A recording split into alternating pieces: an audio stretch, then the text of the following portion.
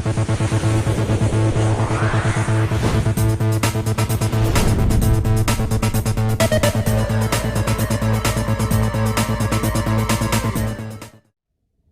Friends, welcome to my YouTube channel Ken Stream myself Pushpendra Dubey.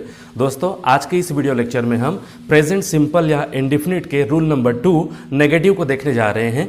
कल के video lecture में हम लोगों ने टेंस के फर्स्ट पार्ट इंडेफिनिट या फिर सिंपल के रूल नंबर 1 अफर्मेटिव को हम लोगों ने पढ़ा था, लेकिन आज के इस वीडियो लेक्चर में हम रूल नंबर 2 नेगेटिव को देखने जा रहे हैं। दोस्तों, कल जो हमने पढ़ा था उसके बारे में एक छोटा सा ओवरव्यू या शॉर्टकट ओवरव्यू मैं आपको दे देता हूं। उसमें हमने पढ़ा था कि सब्जेक्ट प्लस वर्ब का फर्स्ट फॉर्म SES या IES हम प्रेजेंट सिंपल के अफर्मेटिव के रूल में लगाते हैं। प्रेजेंट सिंपल अफर्मेटिव या फिर प्रेजेंट सिंपल या इंडेफिनिट का पहचान होता है, रिकॉग्नाइजन होता है ता है, ती है, ते हैं, ताहू, ती हूं। इन्हीं शब्दों के साथ वाक्य खत्म होता है। दोस्तों, आज के इस वीडियो लेक्चर में जैसा कि मैंने आपको बताया कि हम रूल नंबर 2 नेगेटिव को शुरू करने वाले हैं। तो नेगेटिव का मतलब होता है नकारात्मक। नकारात्मक का कहना होता है, जैसे कि अफर्मेटिव हम लोगों ने पढ़ा था, तो अफर्मेटिव का मतलब होता है सकारात्मक, जिसमें नहीं के लिए कोई गुंजाइश नहीं होती। लेकिन नेगेटिव का मतलब होता है नकारात्मक, जिसमें हम बिना कोई नकारात्मक शब्द लगाए, जैसे कि नहीं, इसको लगाए बिना हमारा काम नहीं चलेगा, इसीलिए इसको नकारात्मक वाक्य बोलते हैं। तो चलिए आज के इस वीडियो लेक्चर में हम प्रेजेंट टेंस इंडेफिनिट सिंपल के अंतर्गत रूल नंबर 2 नेगेटिव की शुरुआत करते हैं। रूल नंबर 2 नेगेटिव का रूल होता है सब्जेक्ट प्लस डोंट या डजंट प्लस वर्ब का फर्स्ट फॉर्म प्लस ऑब्जेक्ट। दोस्तों, ये डोंट या डोजेंट को हम लोगों ने शॉर्टकट किया हुआ है। आज की एडवांस इंग्लिश में, आज की जो स्पोकन इंग्लिश है, उसमें हम डू नॉट और डज नॉट को डोंट या डजंट बोलते हैं। इसलिए मैंने यहाँ पे डू नॉट डज नॉट लिखने के बजाय डायरेक्ट डोंट और डजंट लिख दिया। ये डू या डू नॉट या फिर डज नॉट का ही भाग होता है। नेगेटिव का रूल हम लोगों ने लिख लिया। इसके बाद देखिए, इसमें लिखा हुआ है डोंट और डजंट। तो डोंट और डजंट किसके किसके साथ लगेगा? जैसे हमने अफर्मेटिव में पढ़ा था कि SES IES किसके साथ लगेगा, वैसे ही रूल नंबर 2 नेगेटिव में डोंट और डजंट है। तो ये डोंट और डजंट किसके साथ लगेगा? तो देखिए, हमने नोट में लिखा हुआ है डोंट लगेगा अगर सब्जेक्ट के रूप में I, we, you, they या फिर कोई प्लूरल नंबर हो तो। अच्छा, ये डोंट और डजंट क्या है? इसको हम ऑक्सिलियरी या फिर हेल्पिंग वर्ब बोलते हैं। हेल्पिंग वर्ब क्यों बोलते हैं हम लोग, इसको भी आप समझ जाइए। जो क्रिया सब्जेक्ट को मुख्य क्रिया से जोड़ने का कार्य करे, डू, डस, ये क्रिया ही तो है या फिर हेल्पिंग वर्ब भी तो है। वर्ब इसको बोलते हैं कि नहीं बोलते हैं? इसको हालांकि हम लोग हेल्पिंग वर्ब बोलते हैं, मतलब सहायक क्रिया, लेकिन ये क्रिया तो है। तो ये एक ऐसी क्रिया है जो सब्जेक्ट को मुख्य क्रिया से जोड़ने का कार्य करता है, इसलिए हम इसको हेल्पिंग वर्ब या फिर सहायक क्रिया बोलते हैं। तो इसमें हेल्पिंग वर्ब कौन है? डोंट या फिर डजंट। और ये डोंट या फिर डजंट किसके साथ लगेंगे? यदि सब्जेक्ट के रूप में I, we, you, they या फिर कोई प्लूरल नंबर मतलब बहुवचन हो तो उसके साथ हमें डोंट लगाना है। अगर सब्जेक्ट के रूप में ही, सी, इट, नेम या कोई सिंगुलर नंबर हो तो हमें डजंट लगाना है। तो ये डोंट और डजंट का कॉन्सेप्ट आपका क्लियर हो गया। अगर आपको इसका कॉन्सेप्ट क्लियर नहीं भी हुआ होगा तो आप एक बार इसका स्क्रीनशॉट लेकर रख लीजिए, ताकि आपको बाद में जब आप एक्सरसाइज करें, नोटबुक बनाएं, तो आपको आसानी होगी। अब दोस्तों, यहां से मैं एग्जांपल नंबर 1 की शुरुआत करता हूं। देखिए, प्रेजेंट टेंस इंडेफिनिट सिंपल के अंतर्गत जो हम रूल नंबर 2 पढ़ रहे हैं नेगेटिव, उसके अंतर्गत पहला एग्जांपल है मैं किताब नहीं पढ़ता हूं। जैसा कि मैंने आपको कहा था कि इस वाक्य में नहीं का आना जरूरी है, क्योंकि यह नकारात्मक वाक्य है। तो मैं किताब नहीं पढ़ता हूं, तो मैं सब्जेक्ट है। रूल को पहले एक बार आप ध्यान से देख लीजिए। सबसे पहले हमको सब्जेक्ट लगाना है, फिर डोंट या डजंट का हमको चुनाव करना है। डोंट और डजंट का चुनाव हम करेंगे सब्जेक्ट के हिसाब से। जैसा सब्जेक्ट रहेगा उसके हिसाब से हम डोंट चुनेंगे या डजंट चुनेंगे। उसके बाद हमें वर्ब का फर्स्ट फॉर्म लेना है। ध्यान रखना है, वर्ब के फर्स्ट फॉर्म लेते वक्त हमें SES IES का कोई काम नहीं है, क्योंकि यह नियम अप्लाई होता है रूल नंबर 1 अफर्मेटिव में, जहां पे हम वर्ब के साथ S या ES लगाते हैं, लेकिन उसको कवर कर देता है हमारा डोंट या फिर डजंट। चूंकि ये एक हेल्पिंग वर्ब के रूप में अब आ गया है, SES IES के लिए अब कोई स्थान नहीं है, तो हम वर्ब लगाएंगे और उसके बाद ऑब्जेक्ट लगाएंगे।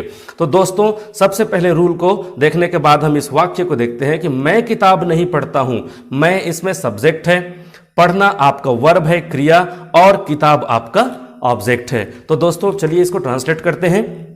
सबसे पहले हमने लिखा आई, क्योंकि रूल ने कहा सबसे पहले सब्जेक्ट लगाओ, तो सब्जेक्ट है मैं और मैं को कहते हैं आई। उसके बाद रूल ने कहा कि डोंट या डजंट लगाओ, तो डोंट या डजंट हम किसके हिसाब से लगाएंगे? सब्जेक्ट के हिसाब से लगाएंगे। तो देखिए यहां नोट क्या कहता है, यदि सब्जेक्ट के रूप में आई है तो आपको डोंट लगाना होगा, तो इसलिए हमने यहां पे डोंट लगा दिया। चूंकि रूल में सब्जेक्ट के बाद डोंट या डजंट है ना, तो हमें डोंट या डजंट को पहले लेना पड़ेगा, वर्ब से पहले। तो हमने सब्जेक्ट लगाने के तुरंत बाद डोंट या डजंट में से एक का चुनाव किया और वो है डोंट, क्योंकि हमारा नोट कहता है कि अगर सब्जेक्ट के रूप में आई होगा तो आपको डोंट लगाना है, तो हमने लगा दिया डोंट। अब वर्ब, तो वर्ब का फर्स्ट फॉर्म मतलब वर्ब का बेस फॉर्म, प्रथम क्रिया रीड, पढ़ने को क्या बोलते हैं? रीड, तो हमने रीड लगा दिया। अब हम किसको पढ़ते हैं? किताब को पढ़ते हैं, तो अ बुक। ये बुक एक नाउन है, ये एक ऑब्जेक्ट भी होता है, ये एक नाउन भी है बुक, क्योंकि बुक एक नाम है किसी वस्तु का। तो उसके पहले हम लोगों ने अ इसलिए लिखा क्योंकि किसी भी एक सिंगल नाउन के पहले, सिंगुलर या फिर नाउन के पहले, एक वचन के पहले हम लोगों को अ लगाना होता है। मान लीजिए यहीं पे बुक के जगह पे अगर बुक्स होता तो हम यहां पे अ नहीं लगाते, हम सीधा बोल देते आई डोंट रीड बुक्स। लेकिन यहां पे एक किताब की बात हो रही है, यहां पे किताबें नहीं लिखा है, मैं किताबें नहीं पढ़ता हूं। अगर ऐसा होता तो आई डोंट रीड बुक्स होता। यहां पे सिर्फ लिखा हुआ है कि मैं किताब नहीं पढ़ता हूं, तो I don't read a book. इस तरह से पहला वाक्य हम लोगों ने ट्रांसलेट कर लिया। दूसरे वाक्य को देखिए, हम पानी नहीं बहाते हैं। यहां पे बहाने से आशय है वेस्ट करना, मतलब उसको बर्बाद करना। तो क्या पानी बहाना अच्छी आदत है? नहीं है। हम कहते हैं ना कि हम पानी नहीं बहाते हैं, मतलब हम पानी वेस्ट नहीं करते हैं। आमतौर पर तो फ्लो मतलब होता है बहना, लेकिन दोस्तों हम उस बहने के बारे में बात नहीं कर रहे हैं, हम बहाना मतलब वेस्ट करने वाली चीजों के बारे में बात कर रहे हैं। तो हम पानी जब बहाते हैं तो वो वेस्ट करना होता है ना, इसलिए हमने यहां पे लिखा है कि हम पानी नहीं बहाते हैं। तो हम सब्जेक्ट है, तो हम के लिए हमने लिखा वी। उसके बाद डोंट या डजंट में से हमको एक लेना है, तो हमने नोट में देखा कि वी के साथ हमको डोंट लेना है, तो हमने डोंट ले लिया। उसके बाद क्या क्रिया हो रही है? बहाने की, मतलब बर्बाद करने की। तो बहाने वाले को या फिर बर्बाद करने वाले वाक्य के लिए या शब्द के लिए हम लोग इस्तेमाल करते हैं वेस्ट, तो हमने यहां पे लगा दिया वेस्ट। अब उसके बाद देखिए वाटर, तो वाटर क्या है? हमारा ऑब्जेक्ट है, तो इसलिए सेंटेंस बन गया वी डोंट वेस्ट वाटर, हम पानी नहीं बहाते हैं। यहां पे देखिए एग्जांपल नंबर 3 में, वह परीक्षा नहीं दिलाता है, तो वह को बोलते हैं ही, तो ही लगा दिया हमने सब्जेक्ट के रूप में।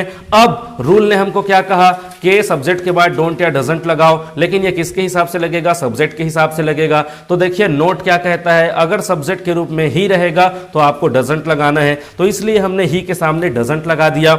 अब उसके बाद देखिए अपीयर, अपीयर क्या है? इस दिलाने के लिए लिखा है हम लोगों ने अपीयर। कभी भी हम परीक्षा में जाते हैं, बैठते हैं, उसमें शामिल होते हैं, तो या तो आप कहते हैं उसको अटेंड करना, और एग्जाम दिलाने के लिए आमतौर पर एक अच्छे वर्ब के रूप में, अच्छी क्रिया के रूप में हम इस्तेमाल करते हैं अपीयर का, तो हम यहां पे लगा दिए अपीयर। अब किसको दिलाते हैं? हम परीक्षा को दिलाते हैं, क्योंकि परीक्षा में बैठते हैं हम। सेंटेंस लिखा है वह परीक्षा नहीं दिलाता है, इसका मतलब इसको हम दूसरे शब्दों में कैसे बोल सकते हैं?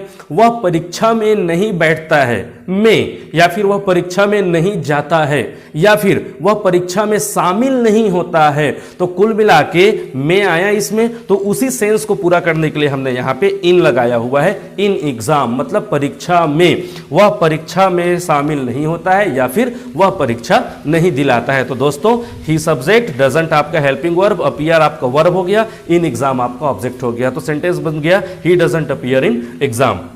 एग्जाम्पल नंबर 4 में देखिए, रोहन अंग्रेजी नहीं बोलता है, तो रोहन आपका सब्जेक्ट हो गया, तो रोहन को हमने यहां पे लगा दिया सब्जेक्ट के रूप में, चूंकि हमारे रूल ने कहा सबसे पहले सब्जेक्ट लगाओ, हमने सब्जेक्ट ले लिया। उसके ठीक बात आप देखिए, हमको लेना है डोंट या डजंट, किसके रूप में? हेल्पिंग वर्ब के रूप में। और हेल्पिंग वर्ब डजंट हम कब लेंगे? यहां पे देखिए हमने डजंट लिया हुआ है, तो डजंट हम कब लेंगे? जब सब्जेक्ट के रूप में ही, सी, इट या कोई नेम, मतलब कोई नाम हो। तो देखिए यहां पे रोहन एक नाम है, तो इसलिए रोहन के बाद हमने हेल्पिंग वर्ब के रूप में डजंट लिया। अब रोहन क्या कार्य कर रहा है? बोलने का कार्य, तो बोलने को क्या बोलते हैं? स्पीक, तो हमने लगा दिया स्पीक, क्योंकि रूल ने कहा कि डोंट डजंट के बाद वर्ब लगाओ, तो हमने वर्ब किसको लिया? बोलने को, और बोलने को बोलते हैं स्पीक, तो यहां पे हो गया स्पीक। अब किसको बोलता है? इंग्लिश को बोलता है, तो यहां पे हमने लगा दिया इंग्लिश। तो इस तरह से हमारा सेंटेंस बना, Rohan doesn't speak English. Last example जो है रूल नंबर 2 नेगेटिव का, उसको हम देखते हैं। एग्जांपल नंबर 5, बारिश नहीं होती है। दोस्तों इस वाक्य को हमने अफर्मेटिव में भी लिया था। क्यों लिया था? क्योंकि हमने कहा था कि कोई भी ऐसा वाक्य जिसमें सब्जेक्ट ना हो तो उसमें हमें अपनी ओर से सब्जेक्ट जोड़ना पड़ता है, जिसको बोलते हैं डमी या फिर एम्प्टी या फिर आर्टिफिशियल सब्जेक्ट।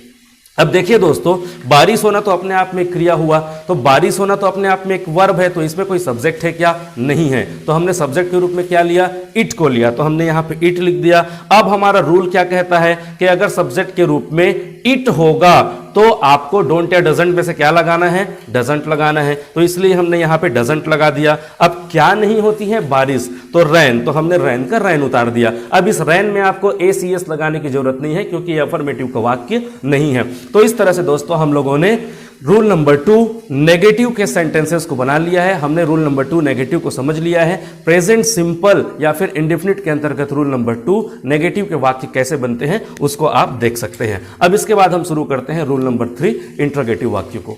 दोस्तों देखिए, इंट्रोगेटिव सेंटेंस हम देखना शुरू करेंगे। प्रेजेंट टेंस इंडेफिनिट के अंतर्गत रूल नंबर 3 होता है इंट्रोगेटिव सेंटेंसेस, और इंट्रोगेटिव का रूल होता है question word do does plus subject plus verb का फर्स्ट फॉर्म प्लस ऑब्जेक्ट। यहां पे क्वेश्चन वर्ड हमको सबसे पहले लिखना होता है। तो दोस्तों क्वेश्चन वर्ड होता क्या है? सबसे पहले मैं आपको यह बता दूं, देखिए यहां पे नोट लिखा हुआ है, नोट के ठीक नीचे हमने लिखा है QW मतलब क्वेश्चन वर्ड, या फिर उसी को बोलते हैं WH फैमिली मतलब क्वेश्चन फैमिली।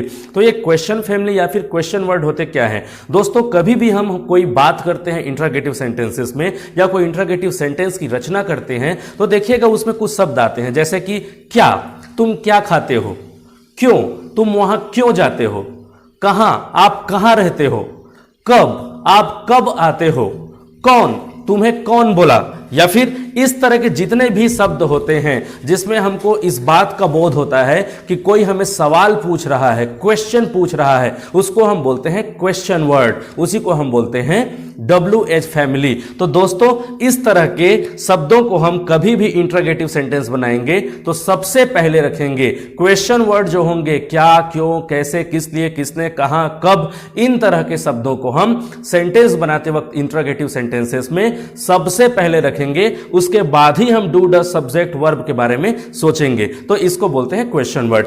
अब दोस्तों उसके बाद देखिए नोट फिर से हम लोगों ने लिखा है, तो नोट में हमने जैसे कि अभी नेगेटिव में लिखा था डोंट या डजंट कि किसके साथ डोंट लगेगा और किसके साथ डजंट लगेगा, वैसे ही यहां पे हमने डू और डज लिखा हुआ है क्योंकि हम इंट्रोगेटिव पढ़ रहे हैं और इंट्रोगेटिव का मतलब होता है प्रश्नवाचक, इसमें नकारात्मक के लिए कोई जगह नहीं होती, तो इसलिए हम लोगों ने उसमें से नॉट को हटा दिया। तो डोंट में से हमने एनटी मतलब नॉट को हटाया तो क्या बचा? डू। डू से ही डोंट बना था, हमने नॉट को हटा दिया, एनटी क्या था? एनटी मतलब नॉट, और एनटी नॉट को हमने हटा दिया तो बच गया डू। उसी तरह डजंट में से हमने एनटी को हटा दिया तो क्या बना? डज। डज नहीं तो फिर वो पहले क्या था? डजंट, क्योंकि उसमें एनटी लगा हुआ था। एनटी हटाने के बाद क्या बचा? डज बचा। तो दोस्तों अब हमारे लिए हेल्पिंग वर्ब का कार्य करेगा डू या फिर डज। अब डू डज किसके साथ लगेगा? आई वी यू दे या फिर प्लूरल नंबर के साथ डू लगेगा, ही सी इट नेम या सिंगुलर नंबर के साथ डज लगेगा। रही बात क्वेश्चन वर्ड की, तो इसको मैं आपको समझा चुका हूं, क्या, क्यों, कैसे, किस लिए, किसने, कहां, ये सब क्वेश्चन वर्ड होते हैं। तो दोस्तों अब करते हैं हम लोग सेंटेंस की शुरुआत। तो सबसे पहला एग्जांपल है हमारा, क्या आप खाते हो। इस सेंटेंस को मैं आपको बताऊं इससे पहले मैं आपको कहूंगा कि आप दूसरे सेंटेंस को भी देख लीजिए। आप क्या खाते हो, ये दोनों सेंटेंसेस में कुछ डिफरेंस है, कुछ अंतर है। देखिए पहला सेंटेंस क्या कहता है? क्या आप खाते हो। दूसरा सेंटेंस कहता है आप क्या खाते हो। तो दोस्तों दोनों में फर्क है। अब देखिए होता क्या है कि कोई भी सेंटेंस या फिर कोई भी वाक्य जिसका जवाब हम हां या नहीं में दे सकते हैं, यस या नो में दे सकते हैं, तो उसके लिए हमें क्वेश्चन वर्ड लगाने की जरूरत नहीं होती। मैं ऐसा क्यों बता रहा हूं शुरुआत में ही आपको? क्योंकि देखिए इस वाक्य में एक क्वेश्चन वर्ड है क्या। क्या ये एक क्वेश्चन वर्ड है कि नहीं? हमको लग रहा है कि नहीं कोई सवाल पूछ रहा है, क्या आप खाते हो, तो ये सवाल जैसा है कि नहीं? क्या तो एक ऐसा शब्द है जिससे लगता ही है कि हमें कोई सवाल पूछ रहा है। तो हम लोग क्या करेंगे आमतौर पर, क्योंकि हमारे रूल में लिखा हुआ है कि अगर कोई क्वेश्चन वर्ड आपके वाक्य में हो तो उसकी मीनिंग को सबसे पहले लिखो, तो इसके हिसाब से तो हमको क्या के लिए व्हाट लिखना पड़ जाएगा, क्योंकि क्या को हम क्या बोलते हैं अंग्रेजी में? व्हाट बोलते हैं। तो रूल के हिसाब से तो हम लोग व्हाट लिख देंगे। लेकिन दोस्तों हम लोग इस वाक्य में व्हाट नहीं लिखेंगे। क्यों नहीं लिखेंगे? क्योंकि अंग्रेजी का नियम कहता है कि वे वाक्य जिनका जवाब हम यस या नो में दे सकते हैं उसके लिए हमको क्वेश्चन वर्ड लगाने की जरूरत नहीं होती। तो चलिए हम एक सवाल पूछ के देखते हैं, क्या आप खाना खाते हो? या फिर क्या आप खाते हो? यह सेंटेंस क्या कह रहा है कि क्या आप खाते हो? तो आपका जवाब क्या होगा? हां या फिर नहीं। आप दोनों में से एक ही तो जवाब देंगे। मैं आपसे फिर से क्वेश्चन रिपीट करता हूं, क्या आप खाते हो?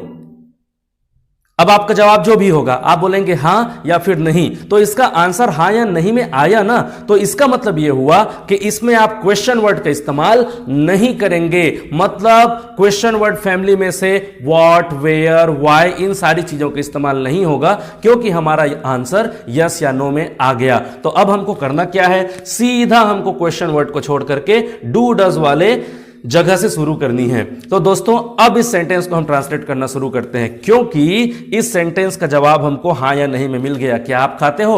हां मैं खाता हूं, नहीं मैं नहीं खाता हूं। तो इसका आंसर हमको मिल गया। तो हम क्वेश्चन वर्ड को छोड़ देंगे, मतलब क्या की मीनिंग हमको लिखने की जरूरत नहीं है।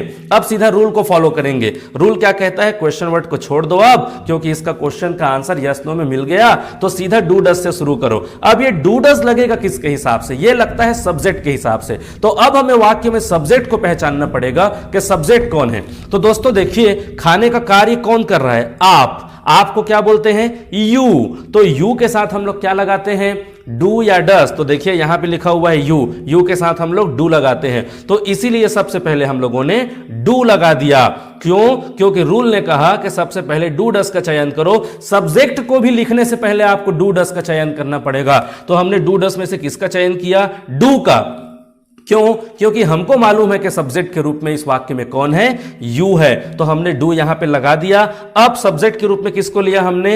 यू को, आपको, क्योंकि खाने का कार्य कौन कर रहा है? आप। तो यहां पे यू हो गया। अब क्या क्रिया हो रही है? खाने की क्रिया हो रही है। तो खाने को बोलते हैं इट। तो हमने लगा दिया यहां पे इट। तो डू यू इट। अब दोस्तों यहां पे कोई ऑब्जेक्ट है क्या? यहां पे कोई ऑब्जेक्ट नहीं है। हमारा रूल तो कहता है कि ऑब्जेक्ट लगाओ, लेकिन इसमें कोई ऑब्जेक्ट है क्या? नहीं है। इसीलिए जब मैंने आप लोगों को सेंटेंस मेकिंग स्ट्रक्चर एसवीओ बताना शुरू किया था, मैंने जब सेंटेंस बनाने के लिए क्या क्या करना होता है उसको बताना आपको शुरू किया था, तब आपसे मैंने कहा था कि किसी भी वाक्य में सब्जेक्ट और वर्ब का होना जरूरी है, लेकिन ऑब्जेक्ट का नहीं। इसीलिए इस वाक्य में वो चीज साबित हो गई, सिद्ध हो गया कि किसी वाक्य में हम लोगों को ऑब्जेक्ट की जरूरत नहीं रहती।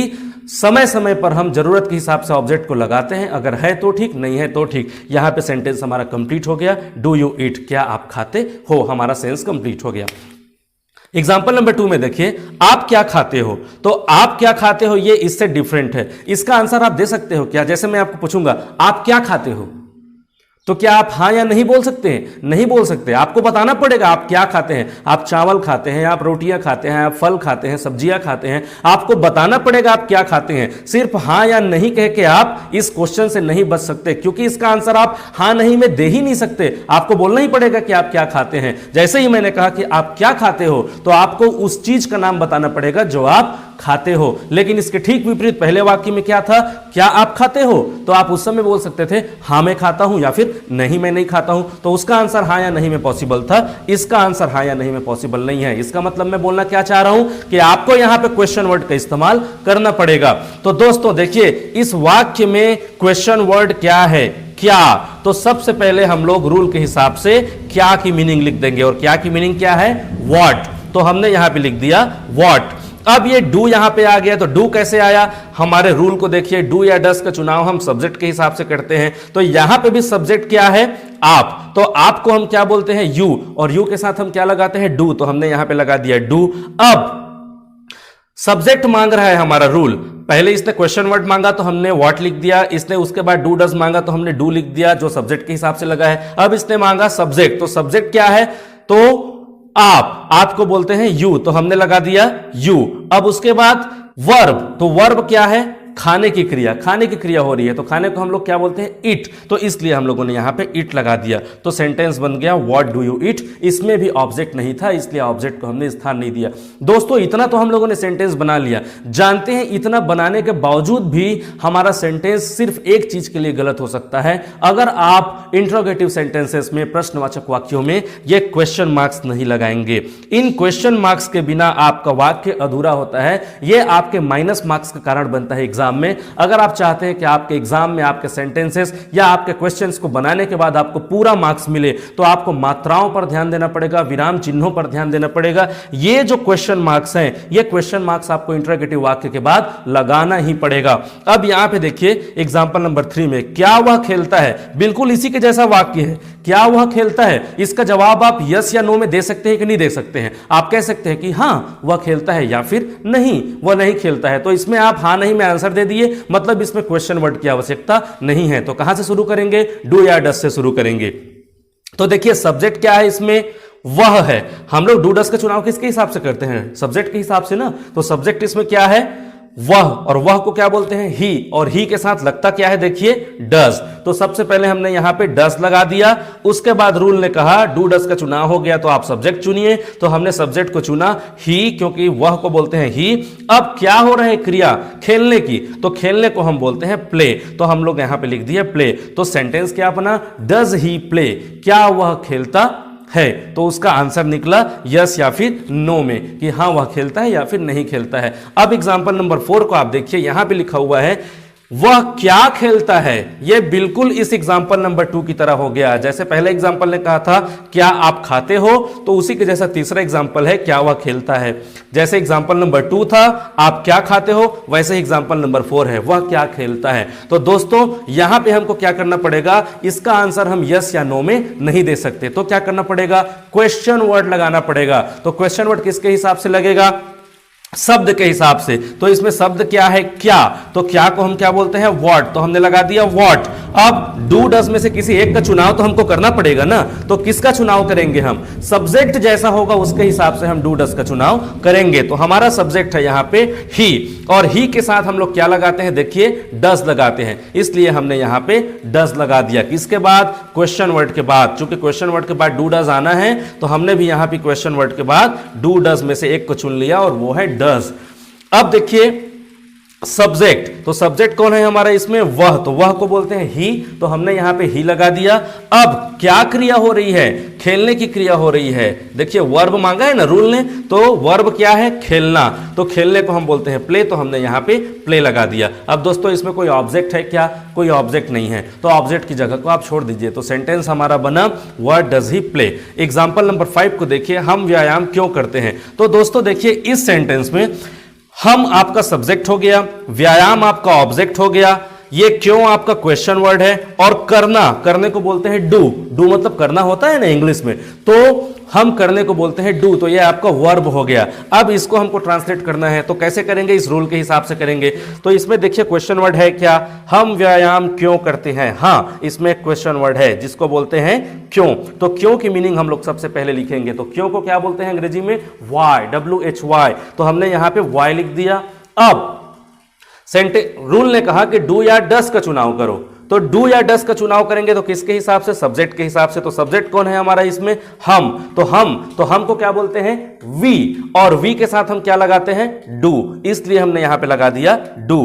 अब रूल ने क्या कहा कि डू डस आपने अगर चुन लिया तो सब्जेक्ट लगाइए, तो सब्जेक्ट क्या है हमारा, हम, तो हम के लिए हमने क्या लगाया, वी। अब दोस्तों यहां पे आया वर्ब, तो वर्ब के रूप में हमको यह देखना है कि कौन सा शब्द यहां पे है। तो देखिए करना, करना, तो करने को हम लोग अंग्रेजी में क्या बोलते हैं जी, इसको हम लोग बोलते हैं डू। आप यहां पे ये मत कहिएगा कि सर आपने यहां पे भी डू लगाया और यहां पे भी डू लगाया। तो दोस्तों मैं आपको स्पष्ट कर देना चाहूंगा, यहां पे जो डू लगा है वो रूल के हिसाब से जो डू डस था हेल्पिंग वर्ब, उसको हमने लगाया है, लेकिन यहां पे जो डू है वो रूल के हिसाब से जो मेन वर्ब था, क्रिया, जो क्रिया सब्जेक्ट के द्वारा किया जा रहा है, ये उसी वाला या फिर ये वही वाला डू है। तो दोस्तों डू मतलब होता है करना, किसको करना है, एक्सरसाइज, व्यायाम। तो ये व्यायाम हमारा ऑब्जेक्ट हुआ। तो हमने सेंटेंस क्या लिखा, why do we do exercise, और क्वेश्चन मार्क लगाना मत भूलिएगा। एग्जांपल नंबर 6 को देखिए, अभय वाक्य कैसे बनाता है।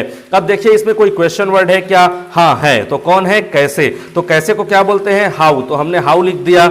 अब डू डस में से एक का चुनाव करता है, वो सब्जेक्ट के हिसाब से होता है। तो सब्जेक्ट कौन है इसमें, अभय। अभय क्या है, एक नाम है, और नेम के साथ हम लोग क्या लगाते हैं, डस लगाते हैं। तो हमने यहां पे लगा दिया डस, तो हाउ डस। अब उसके बाद रूल ने कहा कि सब्जेक्ट लगाओ, तो सब्जेक्ट कौन है, अभय। तो हमने अभय लगा दिया, तो हाउ डस अभय हो गया।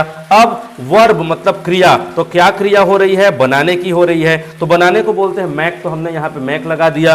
अब किसको बनाना है, तो वाक्य को बनाना है। मतलब किसके ऊपर कार्य हो रहा है, ऑब्जेक्ट कौन है, तो वाक्य के ऊपर कार्य हो रहा है। रचना किसकी कर रहे हैं, वाक्य की कर रहे हैं। इसलिए हमने वाक्य को अपना ऑब्जेक्ट बनाया और उसके जगह पे हमने लिखा सेंटेंसेस। तो सेंटेंस बना how does Abhay make sentences. तो दोस्तों इस तरह से हम लोगों ने आज इंट्रागेटिव को भी कंप्लीट कर लिया है। इंट्रागेटिव का रूल यहां पे लिखा है, आप देख सकते हैं। पहचान आपका नहीं बदलेगा, आप प्रेजेंट टेंस का इंडेफिनिट वाला पार्ट, सिंपल वाला पार्ट जब तक पढ़ेंगे तब तक, चाहे वो रूल नंबर 1 हो, रूल नंबर 2, 3, 4 कुछ भी हो, ये पहचान नहीं बदलेगी। आपका ये जो रूल है ये जरूर बदल सकता है। तो दोस्तों इस तरह से हमने आज प्रेजेंट सिंपल या इंडेफिनिट के अंतर्गत इंट्रागेटिव को भी कंप्लीट कर लिया है। अब देखते हैं हम इंट्रागेटिव नेगेटिव सेंटेंसेस को।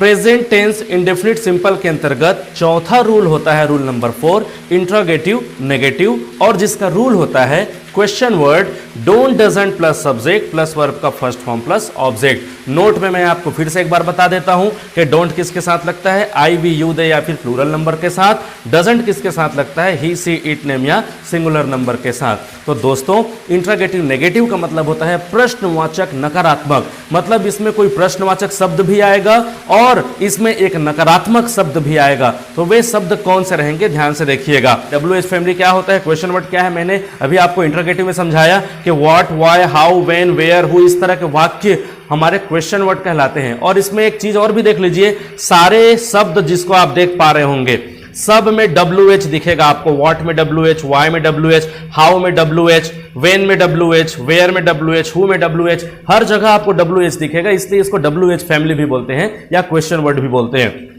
दोस्तों एग्जांपल नंबर 1 को देखिए, रूल नंबर 4 इंट्रागेटिव नेगेटिव के अंतर्गत आप कैन स्ट्रीम क्यों नहीं देखते हैं। यहां पे देखिए क्यों आया, ये क्वेश्चन वर्ड हुआ तो ये इंट्रागेटिव हो गया, नहीं ये नेगेटिव आ गया, क्यों नहीं, तो इंट्रागेटिव नेगेटिव। इसीलिए इसके वाक्यों को हम इंट्रागेटिव नेगेटिव बोलते हैं, क्योंकि इसमें इंट्रागेटिव शब्द भी आता है प्रश्नवाचक और नेगेटिव शब्द भी आता है नकारात्मक। तो इंट्रागेटिव नेगेटिव, प्रश्नवाचक नकारात्मक। सेंटेंस को देखिए, आप कैन स्ट्रीम क्यों नहीं देखते हैं। आप आपका सब्जेक्ट हो गया, कैन स्ट्रीम आपका ऑब्जेक्ट हो गया जिसके ऊपर कार्य हो रहा है, जिसको आप देख रहे हो, और क्या कर रहे हैं आप, देखने का कार्य कर रहे हैं। तो देखना आपका हो गया वर्ब। अगर हम क्वेश्चन का जवाब हां या नहीं में दे सकते हैं तो हमें क्वेश्चन वर्ड लगाने की जरूरत नहीं है। अगर आप किसी सवाल का जवाब, किसी वाक्य का जवाब हां या नहीं में नहीं दे सकते तभी आप क्वेश्चन वर्ड लगाएंगे। तो दोस्तों इसमें आप पूछ के देखिए, आप कैन स्ट्रीम क्यों नहीं देखते हैं, तो क्या इसका जवाब आप हां नहीं में दे सकते हैं, नहीं दे सकते।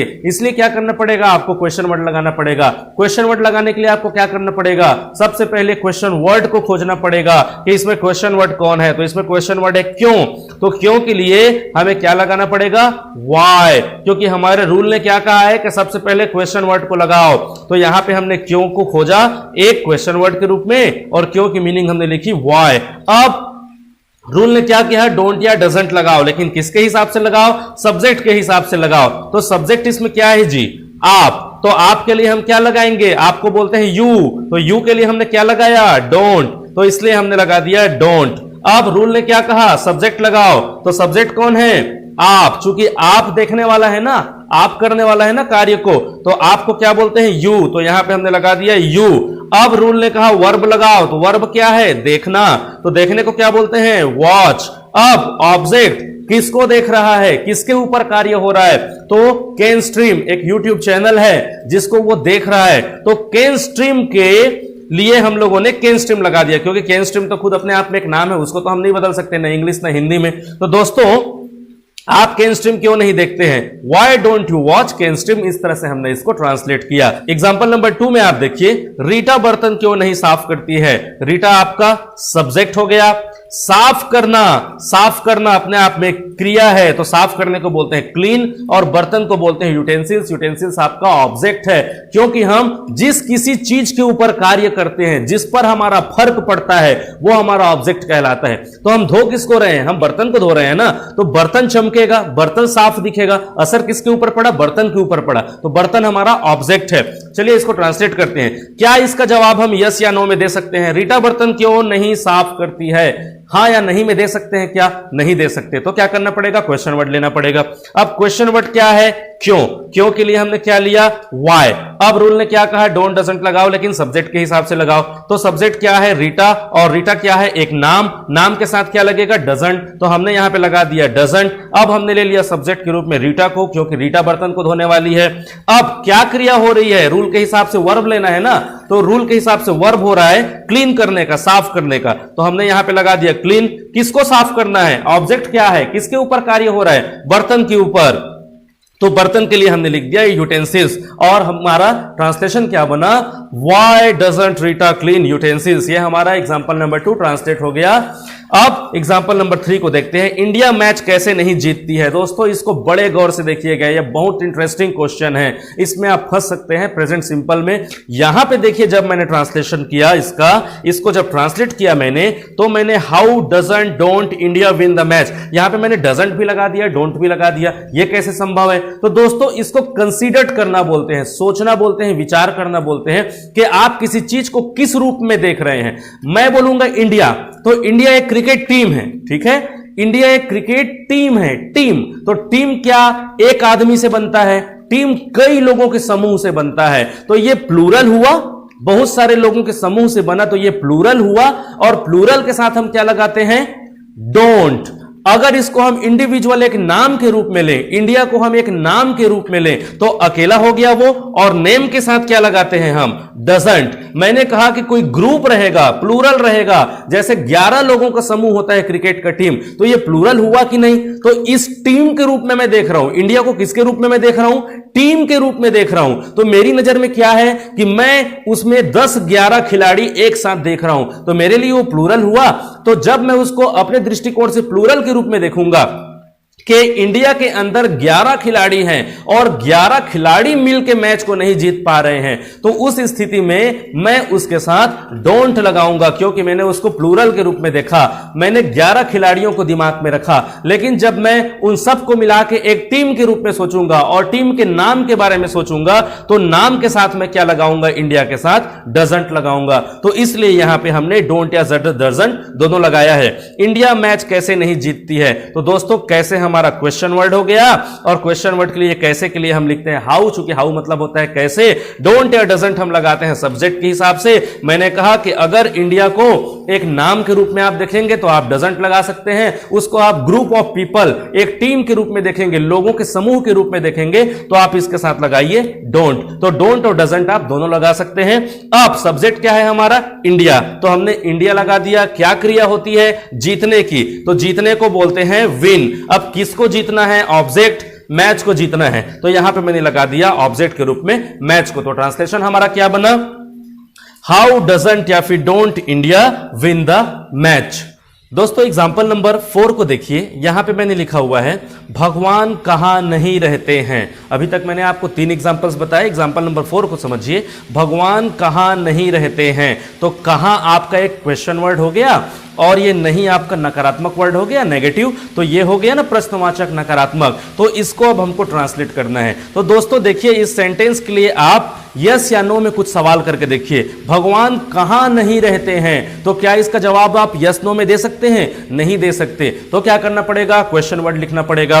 तो देखिए इसमें क्वेश्चन वर्ड क्या है? कहां। प्रश्नवाचक शब्द कौन है, कहां, तो कहां के लिए हम लोग क्या लिखेंगे, वेयर। तो वेयर हमने लिख दिया यहां पे। अब रूल ने हमको कहा कि क्वेश्चन वर्ड के बाद डोंट डजंट लो, लेकिन सब्जेक्ट के हिसाब से लो। तो सब्जेक्ट इसमें कौन है, कौन रहने की बात हो रही है, किसके रहने के बारे में बात हो रही है, भगवान जी के। तो भगवान क्या है, द गॉड। गॉड को आप एक नाम के रूप में भी ले सकते हैं, एक इंडिविजुअल ईश्वर के रूप में भी ले सकते हैं। ईश्वर एक है, क्योंकि हम लोग कहते हैं ना कि सबका मालिक एक, ईश्वर एक है, तो एक ईश्वर के रूप में भी आप ले सकते हैं, या इसको एक नाम के भी रूप में ले सकते हैं कि जिसकी हम पूजा करते हैं उसका क्या नाम है, भगवान। तो भगवान के लिए आप डजंट लगा दीजिए यहां पे, क्योंकि हमें नाम के साथ क्या लगाना है, डजंट लगाना है। तो क्वेश्चन वर्ड के बाद डजंट हो गया। अब सब्जेक्ट कौन है, किसके बारे में बात कर रहे हैं, भगवान के बारे में। तो यहां पे हमने लिख दिया द गॉड। दोस्तों इस द के फेर में आप मत फंसिएगा कि द कहां पे लगाना है, द कहां पे नहीं लगाना है। जब मैं आपको डिटरमाइनर पढ़ाऊंगा, जब आपको मैं आर्टिकल्स बताना शुरू करूंगा, जब मैं आपको और भी बाकी चीजों के बारे में बताना शुरू करूंगा, तो ये ए एन द का कॉन्सेप्ट आपका बहुत अच्छे से क्लियर हो जाएगा। फिलहाल आप देखते रहिए कि द गॉड आपका सब्जेक्ट हो गया। अब दोस्तों क्या क्रिया हो रही है, रहने की क्रिया हो रही है। रहना एक क्रिया है कि नहीं, रहना एक क्रिया कहने का मतलब इसमें आप एक्शन वर्ब नहीं कर रहे हैं, इसमें कोई एक्टिव होकर फिजिकली आप वर्क नहीं कर रहे हैं, लेकिन ये वर्ब तो है। रहना कोई चीज का वर्ब है कि नहीं। जैसे मेरे पास एक गुड़िया है, मैंने आप लोगों को बताया था, उसके पास एक कार है, ये मैंने आपको बताया था जब मैंने आपको dynamic verb, action verb, stative verbs के बारे में पढ़ाया था पिछले वीडियो लेक्चर में। तो मैंने आपको बताया था ना कि कोई चीज हमारे पास होती है तो, या फिर कोई व्यक्ति कहीं पे भी होता है तो वहां पे भी एक क्रिया है, is, am, are, was, were, ये सब क्रिया होती है ना। बिल्कुल उसी तरह where doesn't the God live. Live मतलब होता है रहना, तो लिव एक क्रिया है। यहां पे हम बोल सकते हैं एग्जिस्ट। तो एग्जिस्ट का मतलब भी होता है किसी जगह भगवान का या फिर किसी भी जीव जंतु का, आदमी का, देवी देवताओं का विराजमान होना या फिर उपस्थित होना। तो उपस्थित होने के लिए या फिर रहने के लिए हम लोग एग्जिस्ट का इस्तेमाल करते हैं। तो हमने ट्रांसलेट किया सेंटेंस को कि where doesn't the God live या फिर एग्जिस्ट, कि भगवान कहां पे नहीं रहते। इसमें वेयर क्वेश्चन वर्ड हो गया, डजंट हेल्पिंग वर्ब हो गया, द गॉड सब्जेक्ट हो गया, लिव या फिर एग्जिस्ट आपका वर्ब हो गया। अब इसमें ऑब्जेक्ट नहीं है, तो आप ऑब्जेक्ट खोजने की कोशिश भी ना करें। दोस्तों यहां पे एग्जांपल नंबर 5 को देखिए, बारिश कब नहीं होती है। अब अभी देख लीजिए, जब भी अभी हम शूट कर रहे हैं, वीडियो शूट कर रहे हैं, तो अभी बारिश हो रही है, बाहर बादल गरज रहे हैं और बारिश तेज हो रही है, खूब हवा की आवाज आ रही है। तो दोस्तों देखिए इस सेंटेंस को ट्रांसलेट करते हैं, बारिश कब नहीं होती। तो बारिश होना तो अपने आप में एक क्रिया होता है, आप सबको मालूम है। बारिश को आप सब्जेक्ट के रूप में मत लीजिएगा। बारिश कोई होने का कार्य नहीं करता है, बारिश खुद अपने आप होता है। बारिश होना ही अपने आप में क्रिया है, बल्कि इस क्रिया को होने के लिए या फिर ये जो क्रिया होती है, बारिश होती है, इसको बताने के लिए हम लोग एक सब्जेक्ट का इस्तेमाल करते हैं, उसको बोलते हैं इट। इसको मैं आगे एक्सप्लेन करूंगा आपको। सबसे पहले इस सेंटेंस में आप समझ जाइए कि इसमें क्वेश्चन वर्ड कौन है। तो कब एक क्वेश्चन वर्ड है ना, तो कब को क्या बोलते हैं, वेन। तो हमने वेन लिख दिया, क्योंकि हमारे रूल ने कहा था कि पहले क्वेश्चन वर्ड लगाओ, हमने वेन लगाया। अब डोंट डजंट किसके हिसाब से लगेगा, सब्जेक्ट के हिसाब से। तो सब्जेक्ट क्या है, इट, और हमारे नोट ने क्या कहा, इट के साथ क्या लगाना है, डजंट। तो हमने लगा दिया डजंट। अब सब्जेक्ट लगाओ, तो सब्जेक्ट क्या है, इट, तो हमने इट लगा दिया। क्या क्रिया हो रही है, बारिश होने की क्रिया हो रही है, इसलिए हमने यहां पे रेन लगा दिया। इसमें कोई ऑब्जेक्ट है क्या, नहीं है। इसलिए दोस्तों ट्रांसलेशन बना हमारा वेन डजंट इट रेन, बारिश कब नहीं होती है। अब एग्जांपल नंबर 6 लास्ट एग्जांपल है, इसको ध्यान से देख लीजिए, वे गाने क्यों नहीं सुनते हैं। तो दोस्तों इसमें कोई क्वेश्चन वर्ड है क्या, हां क्यों। तो क्यों के लिए हमने लिख दिया व्हाई। इसमें सब्जेक्ट क्या है, तो सब्जेक्ट है हमारा वे। तो वे को हम लोग क्या बोलते हैं, दे, और दे के साथ क्या लगाते हैं, देखिए डोंट। तो हमने सीधा क्वेश्चन वर्ड के बाद क्या लगा दिया, डोंट, और डोंट के बाद हमने दे इसलिए लगाया चूंकि डोंट डजंट के बाद सब्जेक्ट लगाना है। तो सब्जेक्ट क्या है, दे, तो हमने यहां पे दे लगा दिया। वर्ब क्या है, सुनना, तो सुनने के लिए हमने यहां पे लिसन लगा दिया। किसको सुनना है, तो सॉन्ग को सुनना है, गाने को सुनना है, तो यहां पे हमने सॉन्ग्स लिख दिया। अब गाने यहां पे देखिए प्लूरल है, बहुवचन, गाने। एक गाना होता तो अ सॉन्ग लिखते हम लोग क्या लिखते, why don't they listen a song, लेकिन वे बहुत सारे गाने सुनते हैं, इसलिए why don't they listen songs, तो हमने उसको बहुवचन बना दिया गाने को। तो दोस्तों इस तरह से आज के इस वीडियो लेक्चर में मैंने affirmative, negative, interrogative, negative, present simple या फिर इंडेफिनिट के चारों रूल्स को कंप्लीट कर लिया है। उम्मीद करता हूं कि आपको ये बहुत अच्छे से समझ में आया होगा। नहीं भी समझ में आया होगा तो वीडियो को आप रिवर्स कर करके देखिए, जितनी बार आप देखेंगे आपको ज्यादा बेहतर ढंग से समझ में आएगा।